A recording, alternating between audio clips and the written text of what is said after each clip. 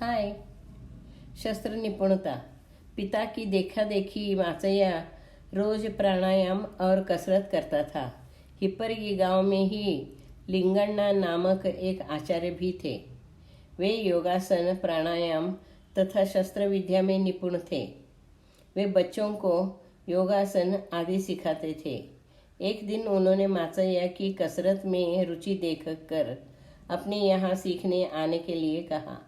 अब माचैया उनसे शास्त्र शुद्ध पद्धति से प्राणायाम और योगासन और कसरत सीखने लगा। गुरु के यहाँ तलवार, भाला, धनुष बाण और लाठियाँ देखी तो उसने लिंगण्णा गुरु से शस्त्र विद्या सीखने में भी रुचि दिखाई। गुरुवर्य बहुत खुश हुए। एक शिष्य अगर कुछ अधिक सीखने की इच्छा व्यक्त करे तो एक अच्छे गुरु को बहुत खुशी होती है। जिस तरह एक शिष्य को अच्छे गुरु की तलाश होती है, उसी तरह एक अच्छे गुरु को अच्छे शिष्य की तलाश होती है। लिंगण्णा गुरु ने माचैया को शस्त्र विद्या सिखाई। माचैया की शस्त्र विद्या में रुचि, निष्ठा, प्रवीणता और कुशलता देखकर गुरु लिंगण्णा इतने प्रसन्न हो गए कि उन्होंने अपनी तलवार ही माचैया को आशीर्वाद स्वरूप बख्शिशी दे दी। माचैया को बहुत हर्ष हुआ और अभिमान भी लगा।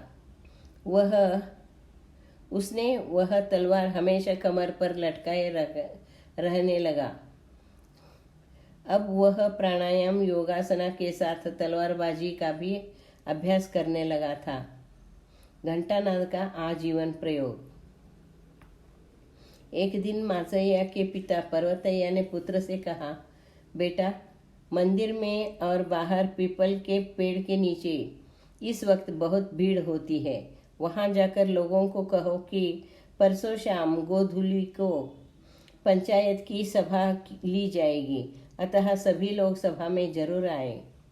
माचैया भागकर जाकर वहां के लोगों को कहने की कोशिश की, लेकिन लोगों ने उसे छोटा बच्चा समझकर उसकी बातों की ओर ध्यान नहीं दिया।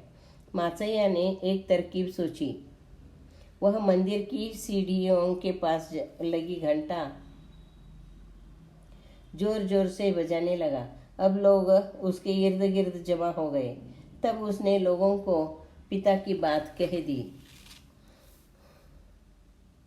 सभी परसों आने का वादा करके चले गए। माचैया ने सोचा, लोगों को आकर्षित करने का यह कारगर उपाय है। इस घटना का उस पर इतना प्रभाव पड़ा कि आगे जब वह कल्याण गया तब भी वह अपने बाएं हाथ में घंटा लेकर ही घूमता था। इतना ही नहीं, लोग उसे वीर घंटा वाला माचैया के नाम से पहचानने लगे थे।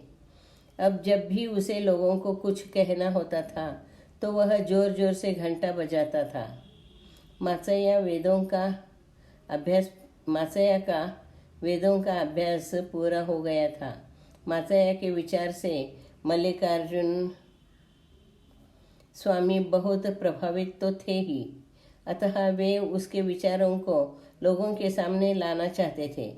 एक दिन उन्होंने माचैया से कहा, माचैया, अगले हफ्ते अक्षय तृतीया है। तब मंदिर में हमारा प्रवचन प्रबोधन होता है। तब हम तुम्हें अपने विचार लोगों के सामने रखने का अवसर देंगे। तब तुम अपने विचार अपने वचनों के साथ लोगों के सामने प्रकट करना। देखेंगे लोगों की क्या प्रतिक्रिया मिलती है। माचैया, गुरुदेव, उस दिन मैं एक देवोपासना और कर्मकांड की विफलता के बारे में बोलूँगा। गुरुदेव, ठीक है, तुम अपने विचार लोगों के सामने तो रखो। Thank you.